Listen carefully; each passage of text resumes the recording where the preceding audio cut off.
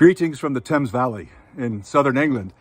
Today I'd like to offer iFaith video sermon 118. It's from Zechariah, and I've called it Father, Son, and Spirit.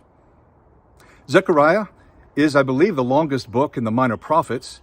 It's also the most obscure, at least according to an ancient church father named Jerome. There's a lot going on, and we'll see how much we can unpack and clarify in today's message and in the following lesson, also from Zechariah. There are about 80 quotations and allusions from Zechariah in the New Testament. A third of those are in the Gospels, and most of the rest are in the book of Revelation. And Zechariah, no question, has influenced Revelation more than any other Old Testament book apart from Ezekiel. Just a couple of weeks ago, I read all of Zechariah, I read all Revelation. I'm just amazed at all the connections. Zechariah 9 to 14, that is the last 6 chapters of Zechariah, are the most quoted parts. That's where you have the most quotations, particularly in Jesus' passion narrative. That is the week he suffered and died. Who is Zechariah? Well, there are 31 Zechariahs, but the prophet Zechariah is paired with Haggai. These two work together to give the spiritual oomph, the inspiration, so that the temple can be completed. The people have come back from Persian captivity in the 530s. In fact, laid the foundation for the temple. But the temple won't be finished until 520. And that's probably the year that Zechariah and Haggai are prophesying, completing the temple. Haggai is considered the plain speaker who dots every I, at least according to one commentator, while Zechariah is provokingly enigmatic and visionary. It's really quite a book. Now, like Nehemiah, the one who rebuilt the walls, Zechariah had to deal with a lot of, quote, realists, people who were cynics or pessimists, not so supportive, not ready to have faith in him or his building project. But Zechariah deals with things well. Now, today, we're going to look at 3 of my favorite passages from the prophet Zechariah. And we're going to look at the Spirit, the Son, and the Father. I know, this is Old Testament. Be patient, you'll see what I mean. The first passage is in 4:6, a very well-known verse. So he said to me, this is the word of the Lord to Zerubbabel, not by might, nor by power, but by my Spirit, says the Lord Almighty. It doesn't come down to strategy. Success in God's world doesn't come down to pure muscle. God is not praising the spirit of humanism here. To rebuild the temple, in fact, to build anything worthwhile in our lives, we need God on our side. The work was nearing completion, but people were getting distracted. The people were getting distracted until Zechariah and Haggai teamed up and gave them the inspiration they needed. Sometimes, like the ancient Israelites, we need something. We need someone, a prophetic voice, to push us out of our comfort zone, to rise and do the work. I like the reflection in the book of Ezra, chapter 5. Haggai and Zechariah prophesied, and then Zerubbabel and Yeshua arose. Zerubbabel is the governor, Yeshua or Joshua is the priest.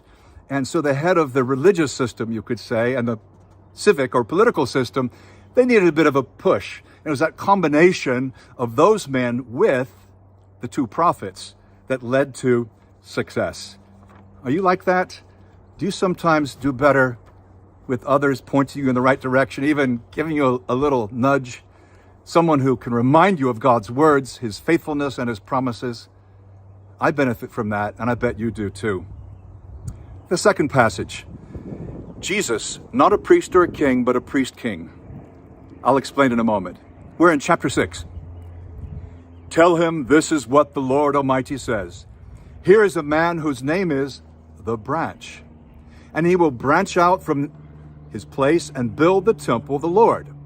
It is he who will build the temple of the Lord, and he will be clothed with majesty and will sit and rule on his throne, and he will be a priest on his throne. That may not strike you as odd if you're new to the Old Testament, but the Old Testament is very clear that the person on the throne is not the priest. To be on the throne, you have to be from the tribe of Judah, the tribe of David. To be on the to be a priest, the high priest, or any priest, you have to be from a different tribe, the tribe of Levi, or Levi. Nowhere else in the Old Testament is it made so plain that the coming Davidic king will also be a priest. I agree with those words. God's going to do something. This is bigger than just Yeshua and Zerubbabel, or Zechariah and Haggai. Yes, they will rebuild the temple, but a greater temple will be rebuilt. A greater temple will rise. A greater temple we will find in the New Testament, in the body of Christ, and in the New Jerusalem. So we see here that the uncombinable offices of priest and king, God says something's going to happen and they will become one. That will happen in Jesus Christ. He's from the tribe of Judah, but his priesthood is from a different order, the order of Melchizedek, not Levi. Can't get into that anymore right now, but it's a big deal. And so, whereas the first prophet, the first passage, not by might nor power, but by my spirit, focuses us on God's Spirit, this one focuses on God's Son. We see Jesus in Zechariah. In the next lesson, which is called The Donkey and the Man, you'll see a lot more of Jesus in Zechariah. But let's go to our last passage. And here this one takes us to the Father. I know I'm going backwards, Spirit, Son, Father, but I think it's okay. And I've kind of given this a title, Effortless Evangelism. It's always been one of my favorite passages, probably my favorite passage in all of Zechariah, starting in 8:23 or 8:20. This is what the Lord Almighty says. Many inhabitants and peoples of many cities will yet come, and the inhabitants of one city will go to another and say, let us go at once to entreat the Lord and seek the Lord Almighty. I myself am going. And many peoples and powerful nations will come to Jerusalem to seek the Lord Almighty and to entreat him. This is what the Lord Almighty says. This is verse 23, my favorite verse. In those days, 10 people from all languages and nations will take firm hold of one Jew by the hem of his robe and say, let us go with you, because we've heard that God is with you. I love it when people come together from different nations in unity and seeking God. I preached a message just a few minutes ago inside the building. I'm standing outside right now here in England. And I talked with people in the fellowship before and after, people from China, people from India, people from Scandinavia, from everywhere. I love that. But the point is not just to be international.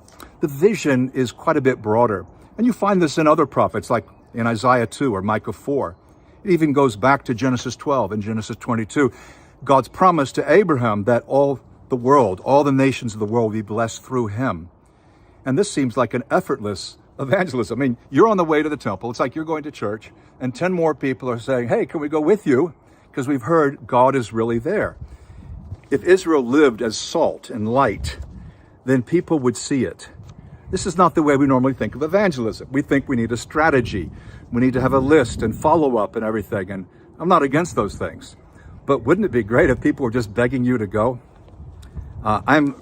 Right now, I'm reaching out to, 5 people. Actually, probably from 4 different countries. But one of them is very unusual.